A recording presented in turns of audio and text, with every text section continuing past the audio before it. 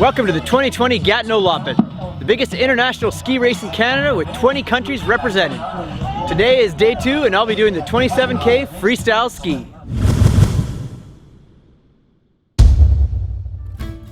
With a full weekend of races on offer, everything starts Friday night at the Registration and Ski Expo, where you can pick up some last-minute gear or some great deals on ski equipment.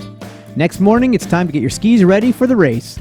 Day 1 Saturday was the classic ski, and in fact, I took part in that one as well. As you can see here, the loop is 27 kilometers and it's the same on both days. It starts with a lower loop which has kind of some low elevation as you can see, but then moves into the high ground with some great climbs. Saturday's tracks are set specifically for classic only and were groomed in perfect condition for the day. Although it was cold, the ski was pretty fast and I had a good time skiing through all the trails. In fact, it was so cold, the batteries died and it got very little footage. Well, the best part to finish the event is you get a nice beer to help rehydrate you and get you ready for another day of good racing. In addition to the beer, there was of course a full finisher's meal awaiting all participants. Next day was the freestyle or skate skiing day. Got up early and the weather was much nicer. It was actually about 15 degrees warmer the second day. As you can see, the races all start in waves. I was placed in B wave and I got to watch the A wave or elite racers start their event right away. Out on the trails, as you can see, freestyle is a much more dynamic style of skiing and you can get some pretty nice speed going down the hills as well as going on the flat sections. Again, the sun was shining and the trails were in perfect condition. Here is where we were on one of the larger climbs of the day.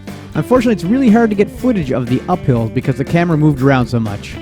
But feast your eyes on all these beautiful downhills through the woods, and you can clearly see why the Gatineau Park is such a destination for cross-country skiing.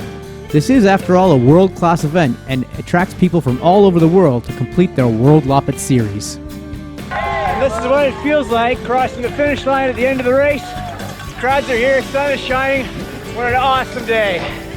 After 42 years, the event really is dialed in. Once you cross the finish line, you grab your medal.